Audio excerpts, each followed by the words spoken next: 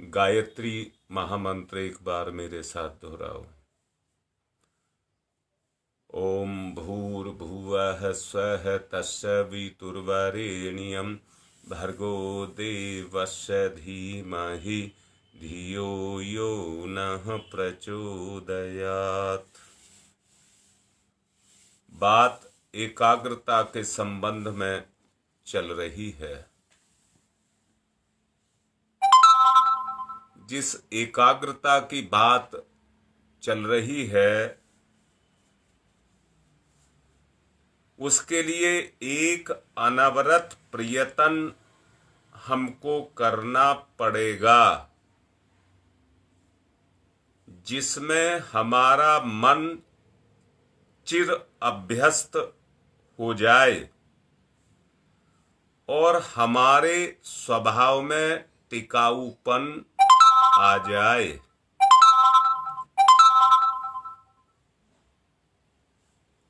परिवर्तन थोड़ी देर के लिए प्रयास से हो सकता है, परंतु वो धारणा की लकीर पीटने के समान होगा। वो धारणा की लकीर पीटने के समान होगा और उस आवेश के बुलबुले की तरह वो उठेंगे और उनका समापन कुछ ही देर में होता हुआ चला जाएगा। अगर स्थायित्व चिर स्थिरता आप लाना चाहते हैं तो एकाग्रता की उपलब्धि इतनी सरल नहीं होती। ये कौतुक और कौतूहल जैसे तनिक से सबल अभ्यास से ही हस्तगत हो सके। इसके लिए हमें कुछ स्थायी परिवर्तन अपने जीवन में करने पड़ेंगे। लंबे समय तक लंबे अभ्यास के द्वारा सतत प्रयास करने से जो अपनाए गए मानसिकता होती है, जब उसमें निरंतरता आती हुई चली जाती है तो वैसी ही विचारधारा के द्वारा अपने अंदर उसी तरह के स्वभाव के अंदर गुण जागृत होने लग जाते हैं। फिर से बोलूंगा, मैंने ही आपसे कहा था पूरी दुनिया का सुकड़ा हुआ रूप भगवान ने आपके अंदर छुपा करके रखा हुआ है। जैसे ही आप सत्य का प्रकाश तत्सवितुर्वरेण्यम, उस सत्य का प्रकाश अपनी अंतर चेतना पर डालेंगे, आपकी अंतर चेतना सक्रिय होकर के धर्म बन जाएगी और जब कर्म के रूप में उसको करेंगे तो वह आपकी साधना बन जाएगी। साधना से जो ईश्वरीय गुण हैं वो सक्रिय होने लग जाएंगे। वरना एक बात कहूंगा, बाल क्रीड़ा बनकर के ये खेल ना रह जाए। जो कुछ हम कर रहे हैं ये केवल बाल क्रीड़ा मत मान लेना, बहुत लंबी योजना है, बहुत लंबी योजना है। अनुमानतः मैं आपसे कह रहा हूं 150 के करीब व्यक्ति इसके अंदर सक्रिय रूप से भाग ले रहे हैं।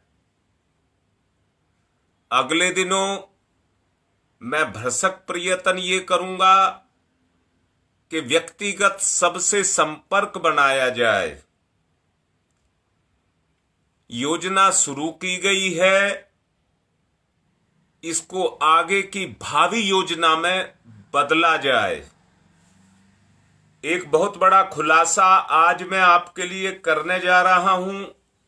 अगर आप जैसे गुरुदेव की प्रेरणा से, मैं बार बार एक बात को कहूंगा, मैं केवल आतिशी शीशे का काम करता हूं, सूरज का काम तो गुरुदेव करते हैं, आतिशी शीशे का काम मैं कर रहा हूं।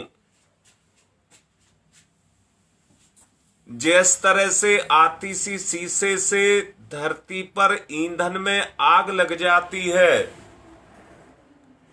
आपसे निवेदन कर रहा हूं, और मैंने शुरू करने से पहले किया था, कहा था, पाप ताप रोग शोक दुख कलह कष्ट जितनी भी सांसारिक बुराइयां हैं सबको मिटा लेना।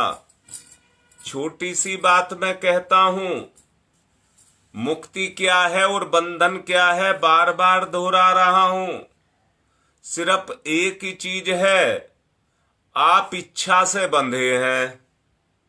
इच्छा का दमन तो किया जा सकता है, परंतु जान लेना, दमन की हुई जो इच्छा है वो दमन करने वाले के लिए मुसीबत बन जाती है। मुसीबत बन जाती है। कैसे मुसीबत बन जाती है?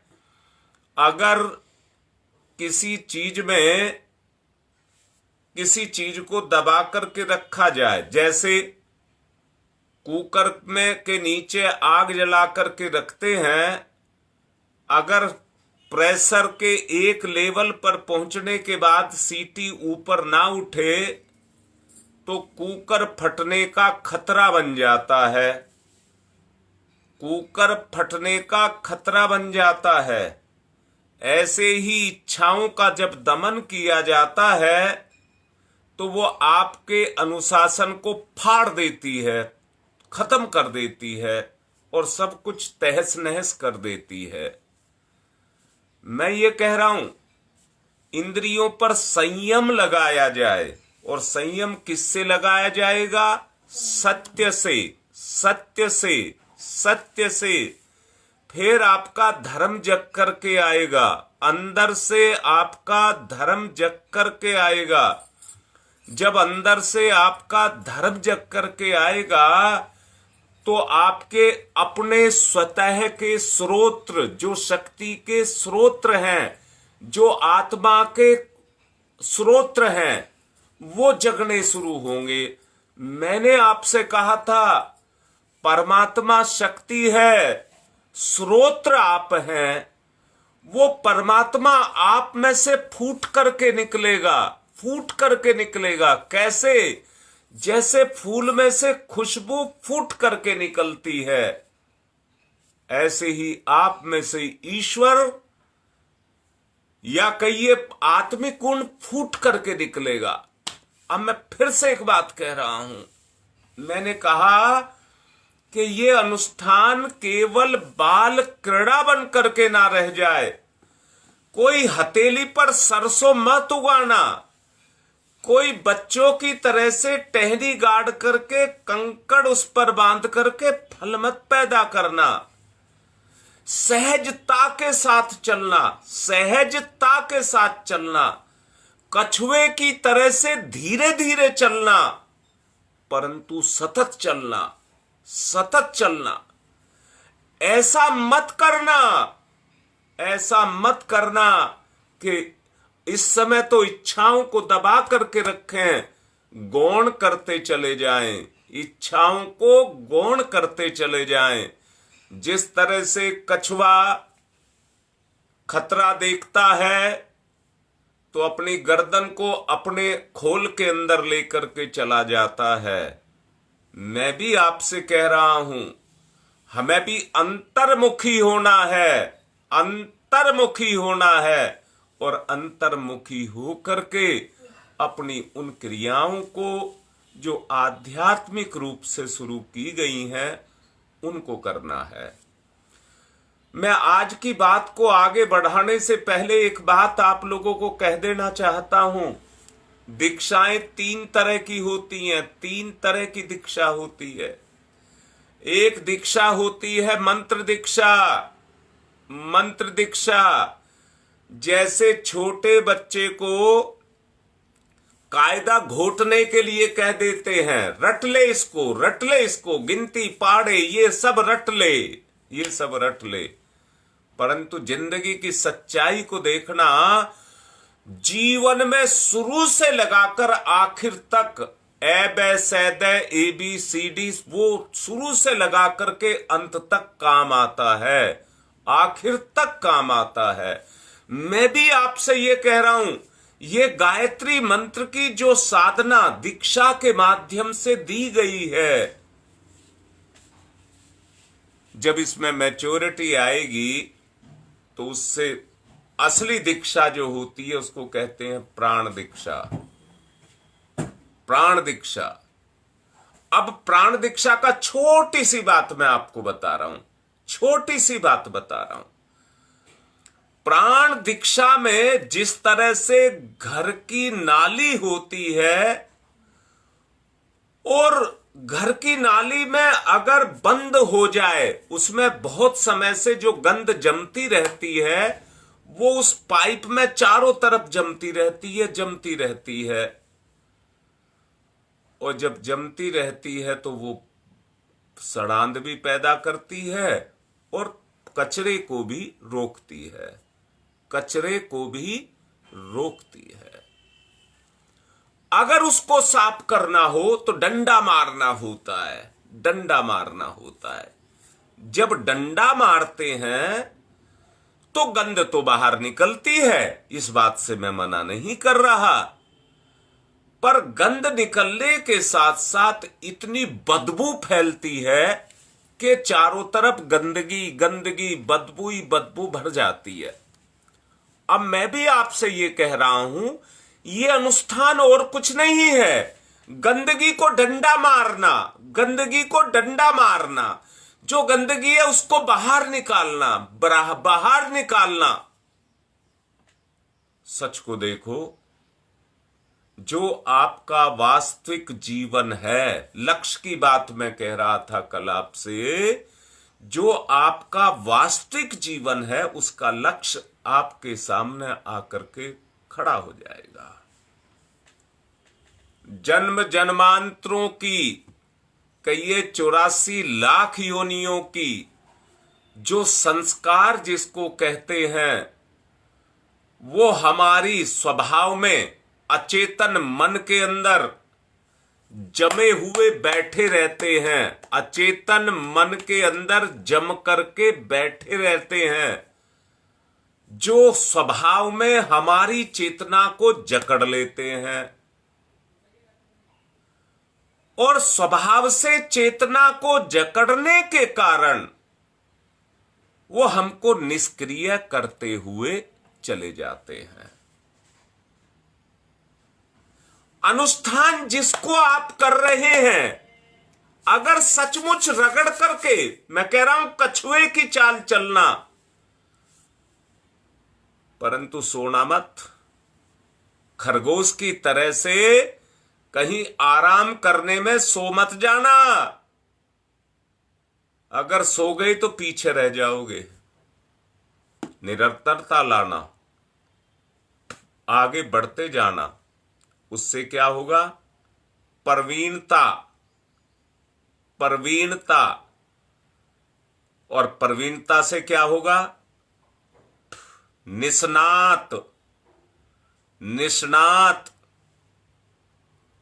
आप निष्णात हो जाएंगे, प्रवीणता से आप निष्णात हो जाएंगे। सामान्य उपक्रमों में भी दीर्घकालीन साधना करनी ही पड़ती है, सामान्य उपक्रमों में भी साधना करनी ही पड़ती है। अनगढ़ मन को सुगढ़ बनाना है, सुसंस्कृत बनाना है, उसके लिए साधने का काम चुटकी बजा करके नहीं किया जा सकता। कैसे आशा की जाए? इतने जन्मों की गंदगी को हम थोड़ी सी देर में उतार लेना चाहते हैं, उसके लिए उतना प्रयास हमको करना पड़ेगा। मैं आपसे बोल रहा हूं, यही आप प्राण दीक्षा की तरफ बढ़ रहे हैं। प्राण दीक्षा की तरफ बढ़ रहे हैं। जो 150 व्यक्तियों की बात की है, मैंने बहुत पहले ही कहा था, जो इस साधना को करेगा बहुत फायदे में रहेगा, बहुत फायदे में। मेरा कोई काम प्रलोभन जगाना नहीं है। मैं कह रहा हूं ये बाल क्रीड़ा नहीं है, इसको खेल मत मानना। बहुत एकाग्र हो करके उस रास्ते पर चलते चले जाना, बहुत एकाग्र हो करके चलते चले जाना। याद रखना, जब स्थायित्व आता चला जाएगा तो आपको परिवर्तन अपने आप दिखने लग जाएगा। जिसको मेडिटेशन कहते हैं, आजकल ऐसे कमरे बना दिए गए हैं जो साउंड प्रूफ हैं, यानी कि बाहर की आवाज अंदर और अंदर की आवाज बाहर नहीं जाती। अगर इनमें ही मेडिटेशन होती तो फिर तो हम भी एक ऐसा ही कमरा बना लें और उसमें बैठा करके मेडिटेशन कर लें। ढोंग नहीं कराऊंगा, साफ साफ बोल रहा हूं। अगर पैसे के बल पर या सजावट के बल पर या और कोई इस तरह के काम करके उस माहौल को पैदा कर लिया होता तो सबके लिए वो आसान हो जाता, परंतु इतना आसान नहीं है, इतना आसान नहीं है। अंतर्मुखी होना पड़ेगा, अंतर्मुखी होना पड़ेगा। जब आप अंतर्मुखी होंगे तो जितना रस है, जितनी ऊष्मा है, जितनी ऊर्जा है, जितना तप है, वो आपके अंदर जाकर के समाना शुरू होगा। जब वो आपके अंदर समाना शुरू होगा, दीर्घकालीन तक जब वो चलता रहेगा, या मैं उसको दूसरे शब्दों में कह दूं ब्रह्मचर्य, ब्रह्मचर्य, ब्रह्म के अनुसार आचरण करना, जब वो चलता रहेगा और आपके जीवन में जाकर के खपता रहेगा, तो वहां से एक प्रभाव अपने आप निकल करके आएगा, उद्गम निकल करके आएगा। पीछा मैं भी नहीं छोड़ूंगा, पीछा मैं भी नहीं छोड़ूंगा। क्या कह रहा हूं? एकाग्रता की साधना के लिए मैं सबसे सरल आपको रास्ता बता रहा हूं, सबसे सरल। पहले गांठ बांध करके अपने अंदर रख लें कि हम प्राण दीक्षा की तरफ चल रहे हैं। मैंने अभी कहा है, देखिए, एक स्तर पर पहुंचने के लिए आपको वहां तक का अभ्यास करना पड़ेगा, अभ्यास करना पड़ेगा। इसको बच्चों का खेल मत मानना, ना ना, ये बाल क्रीड़ा नहीं है। मैं फिर से कह रहा हूं, बहुत गंभीर हो, अपने आप में बहुत गंभीर हो। कोई छोटा ओछा ऐसा कोई काम मत करना, नहीं तो वो आपकी प्रवीणता को, आपकी दक्षता को, आपके निष्णातता को दाग लगा देगा, दाग लगा देगा। अपनी आत्मा को दाग मत लगाना, छुटाना है अब तो दाग, दाग को छुटाना है। ये अनुष्ठान क्या है? ये अनुष्ठान वो ही है, वो ही है। मैं फिर से कह रहा हूं, छोड़ूंगा नहीं, छोड़ूंगा नहीं। याद रखना, आप भी भागने की कोशिश मत करना, भागने की कोशिश मत करना। अड़ करके खड़े हो जाना, अड़ करके खड़े हो जाना। अब मैं आपको आज का एक व्यवहारिक अभ्यास बताने का मेरा मन है। मैंने कल आपसे पूछा था, क्या काम करने में आपको जोर पड़ता है? और मैंने साथ में एक बात कही थी, किसी मशीन पर लोड डाला जाए तो जितनी उसकी क्षमता होती है उतने को सहज रूप में वो उठाता रहता है।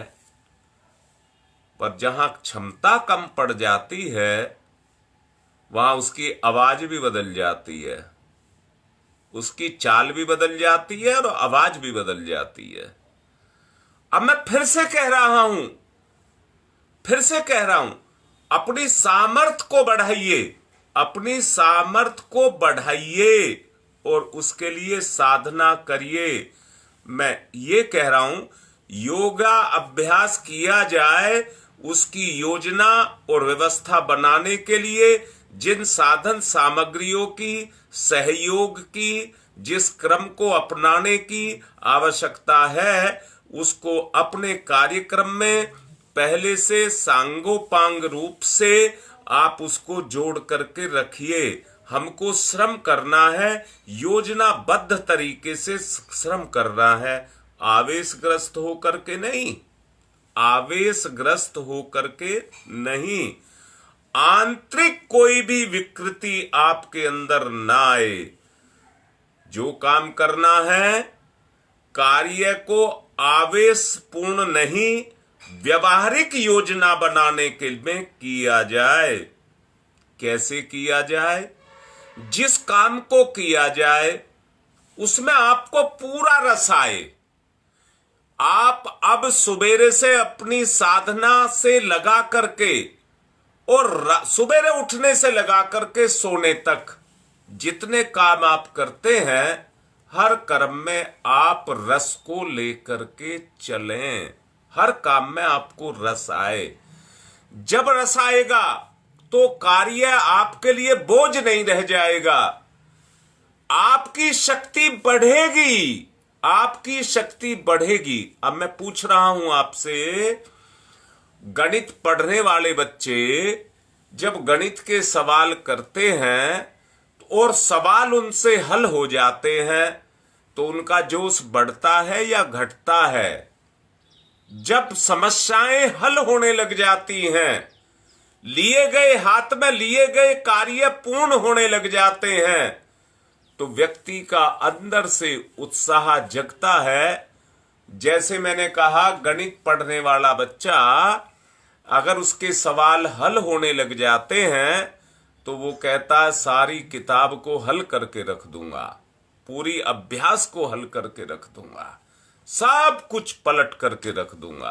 किसके कारण?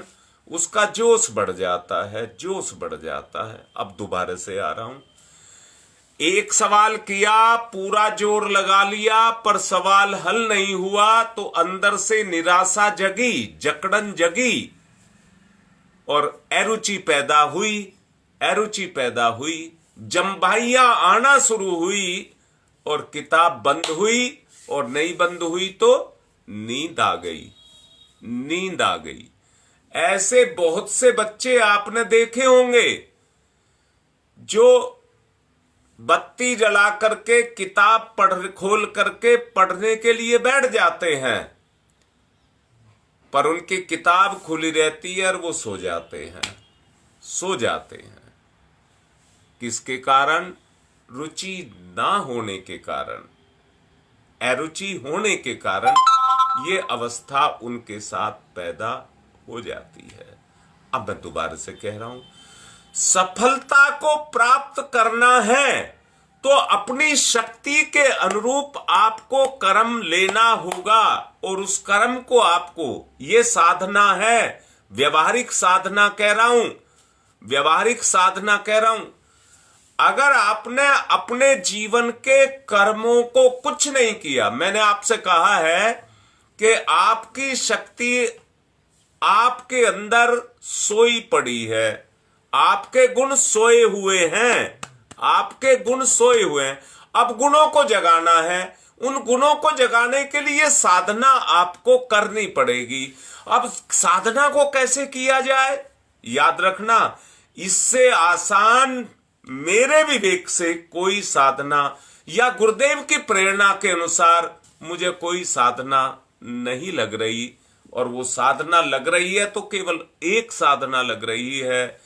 और वो साधना क्या लग रही है? मैंने कहा है शक्ति आपके अंदर है, सत्य का सहारा लोगे, सत्य का, जो आपका व्यवहारिक जीवन है उसमें किसी भी झूठ का सहारा मत लीजिए, किसी भी झूठ का सहारा। अब झूठ क्या है, झूठ क्या है और सत्य क्या है? आपकी आत्मा ही सत्य है, बाकी सब झूठ है। आपकी आत्मा या परमात्मा, केवल दो ही सत्य हैं, बाकी सब झूठ है। आत्मा सत्य है। अगर आप आत्मा का जागरण करना चाहते हैं तो सत्य का सहारा लेंगे। सत्य का सहारा लेकर के चले तो धर्म जागृत होगा। धर्म जागृत, अंदर से देखना, आपकी अंतर आत्मा बोलेगी ये तेरा धर्म है, इसको पूरा कर, ये तेरा धर्म है, इसको पूरा कर। उस समय आपकी अवस्था ऐसी होनी चाहिए जैसे बाप साधन दे रहा है और अपने ही प्यारे लाडले आत्मीय बच्चे से कह रहा है जा दौड़ करके इस काम को पूरा करके आ। अब मैं फिर से पूछ रहा हूं, जरा वो माता पिता सोच करके देखना जो मैंने बोला है। अगर कोई माँ बाप अपने बच्चे को वो साधन, पैसा, बाइक, स्कूटर कुछ भी दे करके कहता जा भाग करके ये काम करके आ, और बच्चा भाग करके उस काम को करके आया और ला करके परिणाम बाप को दे दिया, फिर कहा ला और दे। हमें उसी उमंग को पैदा करनी है। बाप को एक पलंग पर, एक कुर्सी पर बैठा दीजिए, एक आसन पर बैठा दीजिए और दौड़ दौड़ करके कहिए तू बता मैं काम तेरे सारे पूरे करूंगा। हे मेरे माई बाप, जो तू बोलेगा मैं तेरे सारे काम पूरे करूंगा। याद रखना, काम देने वाला सारे साधन देता है। वो सक्रिय आपके अंदर हो जाएगा, वो सत्य आपके अंदर सक्रिय हो जाएगा। अगर सत्य को आपने क्रियाशील कर लिया तो धर्म जागृत हो जाएगा, और धर्म को आपने जागृत कर लिया तो धर्म के जागृत होने के कारण साधना बन जाएगा, और साधना से शक्ति के स्रोत आपके खुलते हुए चले जाएंगे। इसलिए अनमयस्क मन बना करके, आप काम को बोझ मान करके मत करिए, मत करिए। मनोयोग यथार्थवादी ऐसे चित्र पैदा करता है जिनके आधार पर यह समझा जा सकता है कि किस प्रकार, कितनी अवधि तक, किस कार्य को किस साधन के सहारे प्रयत्न करने की आवश्यकता है। इतना कर चुकने के बाद ही आप उस क्षेत्र में जब अपने कदम को बढ़ाएंगे, जिस काम को हाथ में लिया, काम शारीरिक तत्परता और मानसिक तन्मयता के सहारे आगे बढ़ाया जाए। तत्परता का अर्थ है स्फूर्ति और समग्र संरमशीलता का नियोजन। यहां ये समझना, आज आदमी हर वक्त टूटा टूटा रहता है, हर वक्त उसका मन एक कहिए आत्मा पर, चेतना पर एक ऐसी निष्क्रियता छाई रहती है कि वो ऐसी तंद्रित अवस्था में रहता है, मन करता है पलंग पर जा और लेट जा और सो जा। ना उसको नींद आ रही है, ना वो जग रहा है, ना नींद आ रही है, ना जग रहा है। एक ऐसी मूर्छा में जाकर के पड़ गया है, एक ऐसे आगोश में जाकर के फंस गया है, एक ऐसे प्रभाव में आकर के जकड़ गया है जिसमें से वो छूटना चाहता है। मैंने अभी कहा, स्फूर्ति जब आपके अंदर आएगी तो श्रमशीलता का नियोजन होगा। आलस्य, प्रमाद, ये सब जो आपके सुख आज बने हुए हैं, ये सब चौपट, चौपट शब्द लगा रहा हूं, चौपट होते हुए चले जाएंगे। तन्मयता का अर्थ है आशा, उमंग, लगन, परिपूर्ण दिलचस्पी के साथ जब लगाया जाएगा तो मनोयोग के द्वारा ये सब क्रियाशील होता हुआ चला जाएगा। इसके बिना कोई काम समग्र रूप से साधना नहीं बन सकता, साधना नहीं बन सकता। अनमनस्कता अगर आपके अंदर रही तो लकीर पीटने का काम पूरा हो जाएगा।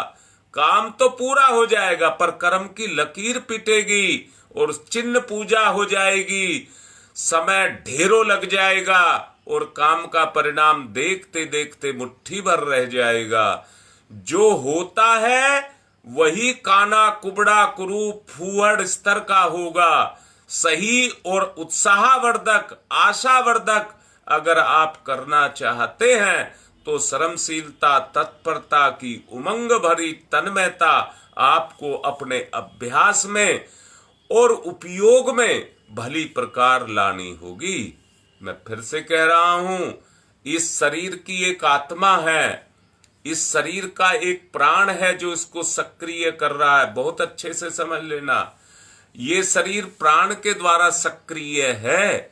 जिस प्राण के द्वारा सक्रिय है, जितना इसमें तेज पैदा होगा, ओज पैदा होगा, वर्चस्व पैदा होगा, उतने ही चढ़ा हुआ जो पापाचार है वो आपके ऊपर से हटता हुआ चला जाएगा।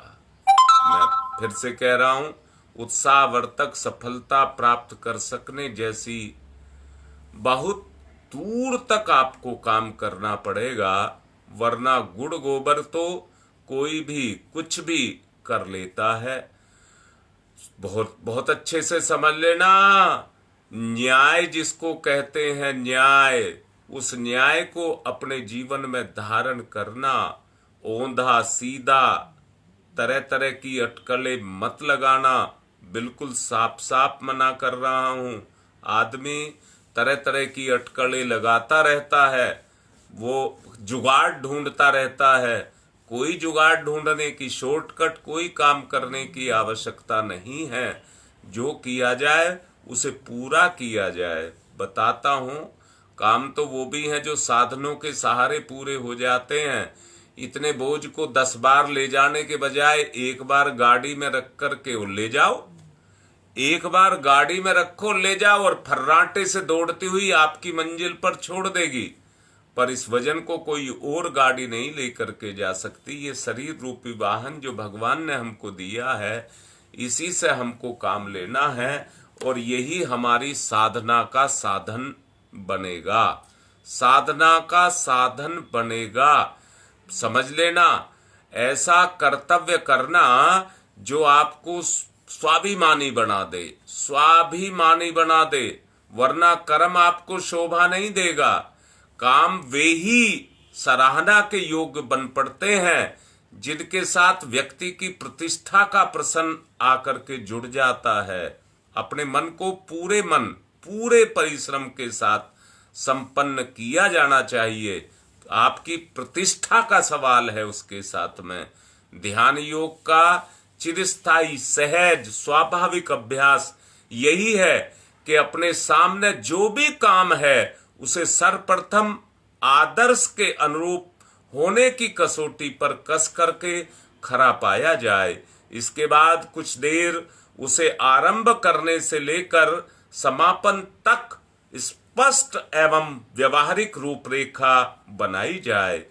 आवश्यक साधन जुटाए जाएं और परिस्थितियों से तालमेल बैठाए जाएं। धैर्य, साहस और संकल्प पूर्वक निश्चित कर्म को आरंभ किया जाए। उतावली में बिना सोचे समझे कुछ भी कर बैठने की अपेक्षा ये अधिक अच्छा है कि विपक्ष के सभी पहलुओं पर बड़े अच्छे से विचार करने के उपरांत योजना पर कदम बढ़ाए जाएं। बीच बीच में आने वाले अवरोधों पर पूरा ध्यान रखा जाए और उनसे निपटने के लिए आवश्यक कौशल और साहस को अपने अंदर जगाया जाए।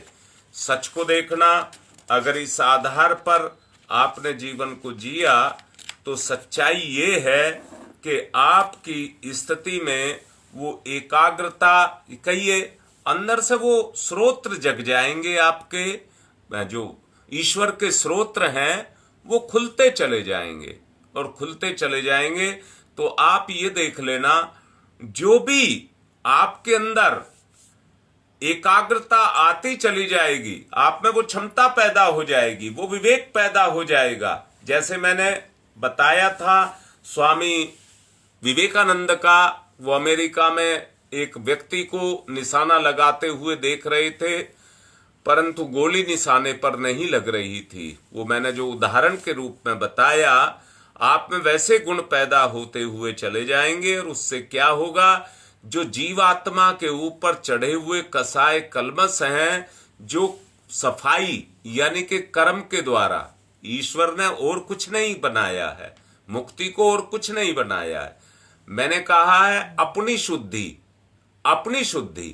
पहले तो आपको कहा है मानसिक शुद्धि करनी है। मैंने दीक्षा 3 प्रकार की बताई थी। 2 दीक्षाओं तक मैं आपको बता चुका हूं। दूसरी दीक्षा प्राण दीक्षा है, और इससे अगली दीक्षा जो है उसको अग्नि दीक्षा कहते हैं। अग्नि दीक्षा, उसका अगला नंबर आएगा, उसका अगला नंबर आएगा। मैं आपसे फिर से कह रहा हूं, हम एक जीवन लक्ष्य की तरफ बढ़ते हुए चले जा रहे हैं। जीवन लक्ष्य की तरफ बढ़ते हुए चले जा रहे हैं। यहां कोई किसी के लिए नहीं कर रहा है। जो कर रहा है वो अपने लिए कर रहा है। जो कर रहा है वो किसी पर एहसान नहीं कर रहा है, अपने लिए कर रहा है। युग निर्माण का जो परम पूज्य गुरुदेव का सपना है, हम सबको मिलकर के उसको पूर्ण करना होगा। हम सबको मिलकर के उसको पूर्ण करना होगा। परम पूज्य गुरुदेव ने वो सारी की सारी व्यवस्थाएं जो परमात्मा ने बना करके रखी हैं, उन सारी संभावनाओं को उन्होंने कहा युग निर्माण एक ईश्वरीय योजना है। उस योजना को आकार दे करके उन्होंने धरती पर उतारा है। एक बात बोल रहा हूं, अगले कितने जन्म लेकर के भी, अगले कितने जन्म लेकर के भी, रात दिन करके आप कहीं पर अन्न जल वस्त्र त्याग करके, सर्दी गर्मी प्रकृति की मार को सह करके जो कुछ कर पाएंगे, ये देख लेना सहज किस तरह से होता हुआ ये सब आपके जीवन को कायाकल्प करता हुआ चला जाएगा, कायाकल्प करता चला जाएगा। जिन 150 व्यक्ति की बात करी है, जब ये एक इकाई के रूप में, संगठन के रूप में बंद करके आएगा, तो जरा कल्पना करके देखिए कितनी बड़ी शक्ति का उद्भव होगा, कितनी बड़ी शक्ति का उद्भव होगा। फिर से कह रहा हूं, जब ये शक्ति, एक शक्ति तो वो है जो आपके शरीर में है, जो व्यक्तिगत या इकाई के रूप में है, जिसको सोई हुई को जगाया जा रहा है। जब आप 150 व्यक्तियों की शक्ति एक साथ आकर के मिलेगी, तो समाज में कितने बड़े परिवर्तन करेगी। मैं कह रहा हूं, अगर पूरे ब्रह्मांड को एक भगोना माना जाए, भगोना माना जाए, और उसमें सब्जी डाल करके बनाई जाए, अरे हम तो मोमबत्ती बनेंगे, हम तो मोमबत्ती बनेंगे, पर गुरुदेव ने हमको मसाल बनाया है। अब बताओ, एक बड़े भगोने के नीचे अगर छोटी सी एक मोमबत्ती जला करके रख दो, तो भगोने में रखी हुई सब्जी पर कितना असर आएगा, कितना असर आएगा। पर जब हम सारे मसाल बन करके आएंगे, तो उससे कितनी बड़ी तप शक्ति पैदा होगी, तप की ऊर्जा पैदा होगी। अगर युग निर्माण करना है, मैंने अभी कुछ देर पहले कहा था, अरे मैं तो केवल लेंस हूं, लेंस। आप भी लेंस बनेंगे, आप भी लेंस बनेंगे, और लेंस बन के परम पूज्य गुरुदेव जिस साधना, जो शक्ति उन्होंने पैदा की है साधना से, उसका इस्तेमाल करते हुए इस युग निर्माण योजना को पूर्ण करने में अपनी भागीदारी उसमें निभाएंगे। और भागीदारी निभाएंगे तो समझ लेना हमारे जीवन का कायाकल्प होता हुआ चला जाएगा। क्योंकि समय पूरा हो चुका है, इसलिए निचोड़ रूप में मैं आपसे बता रहा हूं। पिछले दिनों 2 साधनाएं शुरू में मैंने बताई थी। अगली साधना बताई थी, आपको मन को खाली करना है, मन को खाली करना है।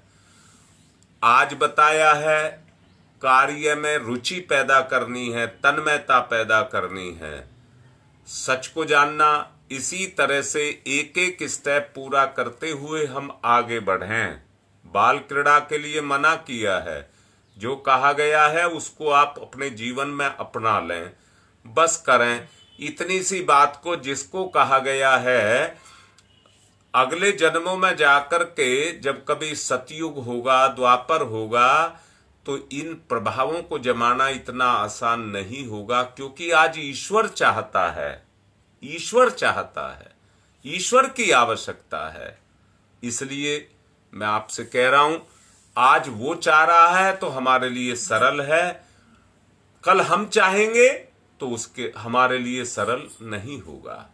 आप करें। आज की बात को यहीं पर विराम दे रहा हूं। ओम शांति ही शांति ही शांति ही।